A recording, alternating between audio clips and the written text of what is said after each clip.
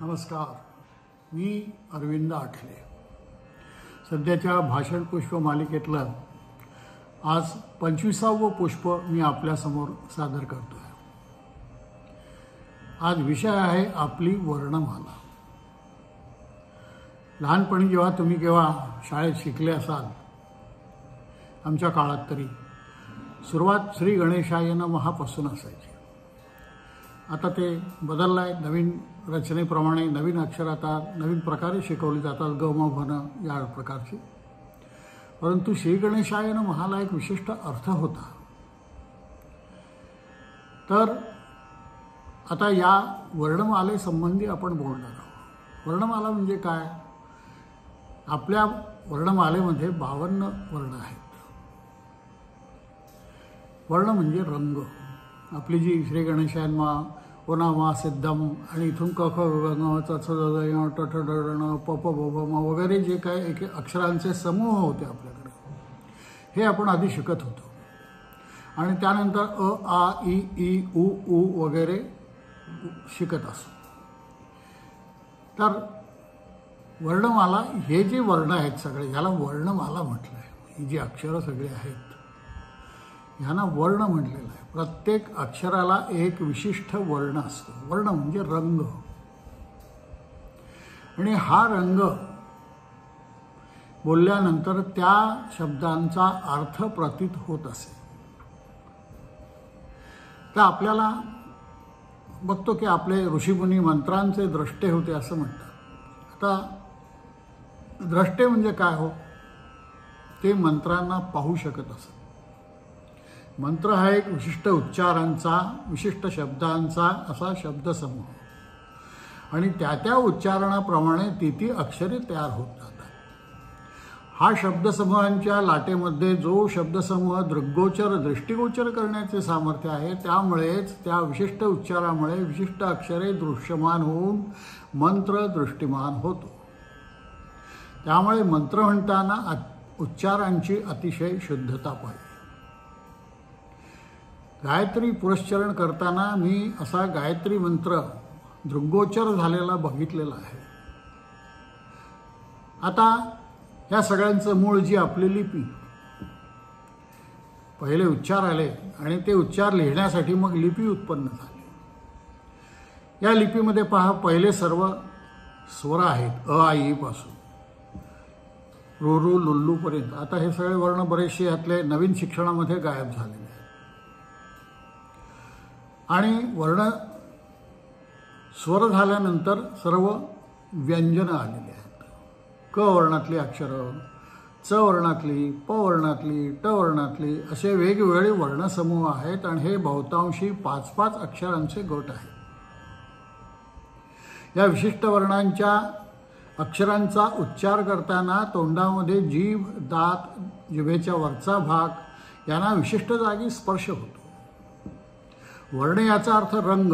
प्रत्येक अक्षराला, प्रत्येक उच्चाराला एक विशिष्ट रंग आहे आणि बोलताना तो आपल्याला समजत नसला तरी व्यक्त होत असतो.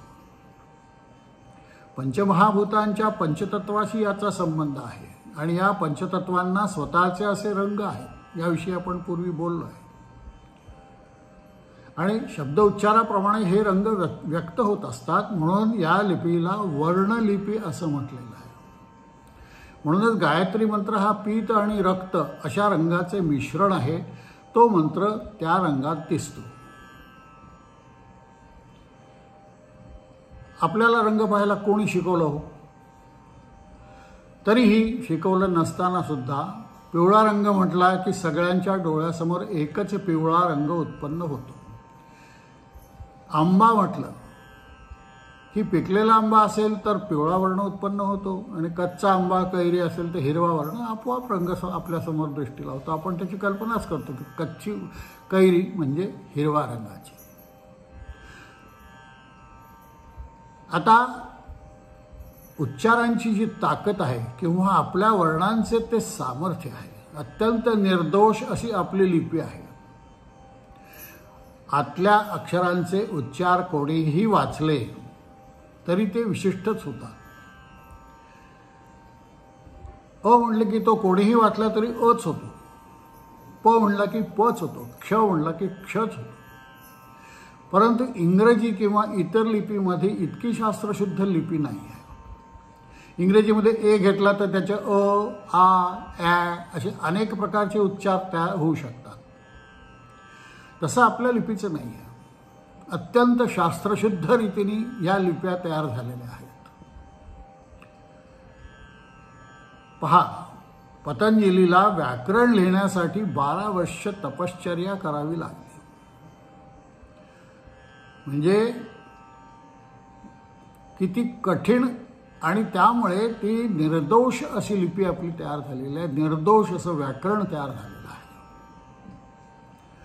कॉम्प्युटरसाठी ही संस्कृत भाषा सर्वात योग्य आहे असं सिद्ध झालेलं आहे, कारण संस्कृत ही अत्यंत निर्दोष भाषा आहे. आता पहा, या सप्तरंगाचा आपल्यातल्या शरीरातल्या सप्तचक्रांचाही या रंगांशी संबंध आहे. तुम्हाला जरी जाणीव नसली तरी आपल्या प्रत्येकाच्या शरीरात सप्तचक्र आहेत, मूलाधारापासून वरपर्यंत. तर ह्या सप्तचक्रांचा आपल्या उच्चारांशी संबंध आहे. आणि जितकं शरीर तुमचं शुद्ध असेल, जितकी भाषा शुद्ध असेल, शुद्ध भाषेचं महत्त्व आता आपल्याला पटत नाही. परंतु मंत्र हे अतिशय शुद्ध भाषेतच म्हटले गेले तरच त्याचा परिणाम होतो, हे आपण विसरू नये. म्हटले गेले म्हणतो, वाचून मंत्रांचा काही उपयोग नसतो. तर आता ह्याच्यात पुढे थोडंसं अजून बोलायचं. म्हणजे सप्तरंग जसे एकत्र मिळवले तर पांढरा रंग तयार होतो, तसे सर्व शब्दसमूह एकाच वेळी उच्चारले तर ओम हे अक्षर तयार होते. ओमचा उच्चार करून पहा. ओम, ओम. तर तोंड उघडून तोंड बंद होस्तोपर्यंत हा उच्चार केला जातो. ओम. मोला ओ करताना तोंड आव असतं, म म्हणताना ते बंद होतं. पूर्ण पृथ्वी याच्यात समाविष्ट आहे. पूर्व विश्व, नुसती पृथ्वी काय, इतका ह्या ओमचा महत्त्व आहे. आणि हा ओम जर सत्य स्वरूपात खरा जर ओम उच्चार होणार असेल तर तो मूलाधारापासून होतो. मूलाधार हे या सप्तचक्रांचं पहिलं चक्र आहे. त्यामुळे अनेक लोकांना हे काहीच माहिती नाही आणि ते भाष्य करत सुटतात. तर तोंड उघडून बंद होतोपर्यंत ओंकार होतो, हे मी सांगितलं तुम्हाला. मागे शवासनामध्ये असताना मी रशियाला गेल्याचा उल्लेख मी तुम्हाला केला एका भाषणामध्ये. त्यावेळी तिथली रशियन भाषाही मला समजत होती, कारण त्या भाषेतल्या उच्चारांचे जे वर्ण आहेत, हे वर्ण मला त्या अवस्थेत समजत होतं. लिंगदेहाची अवस्था होती. लिंगदेहाच्या अवस्थेला काही विशिष्ट असे नवीन असे अधिकार असतात. अधिकार असं समजू आपण त्याला. त्याची कॅपॅबिलिटी असते ती. तर जे वर्ण, जे शब्द त्यांच्या तोंडातून निघत होते त्या शब्दांना एक विशिष्ट वर्ण होता आणि त्यामुळे त्या वर्णाचा अर्थ त्या अवस्थेत मला बरोबर समजत होतं. त्यांचं संभाषण मी समजू शकत होतो, जरी मला रशियन येत नसलं तरीही. म्हणून ऋषीमुनींना जी काही पक्ष्यांची भाषा समजत असे, प्राण्यांची भाषा समजत असे, कारण त्या वर्णांचा अर्थ त्यांना समजत असे. इतकं या वर्णाला महत्त्व आहे. वर्णलिपी हा शब्द किती विचार करून बनवला असेल पहा तुम्ही. वर्णांची ही स्वतःची लिपी आहे. ही लिहिण्याची लिपी तर वेगळीच आहे, पण वर्णाला स्वतःची एक लिपी आहे जी वर्णांनी सांगितली जाते. संस्कृत भाषेला त्यामुळेच आपण देवभाषा असं म्हणतो. ते उगाच नाही. प्रत्येक मंत्राला एक विशिष्ट शक्ती आहे आणि त्या शक्तीचे सामर्थ्य दाखवण्याची ताकद त्या मंत्रात आहे. पण त्यासाठी आचरण अतिशय शुद्ध असल्याशिवाय हे मंत्र काम करत नाही. नुसत्या मंत्रामध्येच जर सामर्थ्य असतं तर सर्व मंत्र सध्या लिपिबद्ध आहेत. निरनिराळ्या ग्रुपमध्ये सांगतात तुम्ही अमुक म्हणा कोविड जाईल, अमुक म्हणा संकट जाईल, इतकं सोपं आहे का होतं? तुम्हाला म्हणणं सोपं आहे, तुम्हाला त्यातला काही अनुभव नसल्यामुळे तुम्ही अज्ञानातून हे बोलता, हे मी समजू शकतो. परंतु समोरच्या माणसाही तो तितकाच अज्ञानी असतो. तो तुमच्यावर विश्वास ठेवून ते म्हणत जातो. खरंच त्यातून उत्पन्न होतं का? तर हे आपल्याला समजत नाही. अज्ञान, प्रचंड अज्ञान भरलेलं आहे आपल्यामध्ये, आणि हे ज्ञान करून घ्यायची आपली इच्छाही नाही आहे. मंत्र कधीही त्यामुळे वाचून म्हणू नयेत, त्याचा उपयोग होत नाही. योग्य गुरुकडून त्याची संथा घ्यावी लागते, आणि आपले सर्व वेद या संथेच्या जोरावर टिकून आहेत. ग्रहतारे यांचा अभ्यास जो ऋषीमुनींनी तिथे न जाता केलेला आहे, ताऱ्यांची जी गती त्यांनी मोजली आहे, त्यामागे या आवाजाचा भाग आहे. प्रत्येक गतीला एक विशिष्ट आवाज आहे. भोवरा फिरायला लागला, तुम्ही साधा उदाहरण पहा व्यवहारातलं. सुरुवातीला मोठा आवाज असतो भोवऱ्याचा, आणि नंतर हळूहळू कमी कमी आवाज होत तो भोवरा, गती जशी थांबते तसा तो भोवरा थांबतो. गती असेल तेव्हा त्याचा प्रचंड आवाज असतो, पण तीच गती कमी झाली की त्याचा आवाज कमी कमी होत जातो. जशी पृथ्वी आपल्या भोवती फिरते आहे, त्याला गती आहे, आणि ह्या गती असल्यामुळे त्या पृथ्वीला स्वतःचा असा एक आवाज आहे. या पृथ्वीला बासुरीचा असा मंजूळ आवाज आहे. छान ध्यान तुम्ही लागलं तुमचं, आणि पृथ्वीवर जर तुमचं मन केंद्रित झालं, तर या पृथ्वीचा आवाज, बासुरीचा आवाज तुम्हाला ऐकू येतो. चंद्राचा आवाज असा कोमल नाही आहे. कचकच कचकच आवाज, असा आवाज येतो त्या चंद्राच्या गतीचा. सूर्याच्या गतीचाही असाच कर्कश आवाज आहे. पहा, आपलं शास्त्रीय संगीत सुद्धा याच तत्वावर रचलं गेलेलं आहे. विशिष्ट वर्णसमूहानं विशिष्ट राग तयार होतो, आणि त्या रागाने विशिष्ट प्रकारचे भाव आणि वातावरण निर्मिती तयार होते. अग्नी, पाऊस इत्यादी निर्माण करण्याची या स्वरांमध्ये ताकद आहे, अशी आपल्याकडे कथा आहे. अगदी जनावरं, पिकांवर यांचे प्रयोग करून बघितले. विशिष्ट आवाज त्यांना जर ऐकवले विशिष्ट रागातले, तर त्या जास्ती दूध ती जनावरं देतात, असं प्रयोगाने सिद्ध झालेलं आहे. त्यांनाही या संगीताची म्हणण्यापेक्षा त्या वर्णांची आवड आहे. तुम्हालाही जर काही रोग असतील तर त्याच्यावरही हल्ली हे संशोधन झालेलं आहे की विशिष्ट राग म्हटला तर त्या रोगाचा प्रभाव कमी होतो.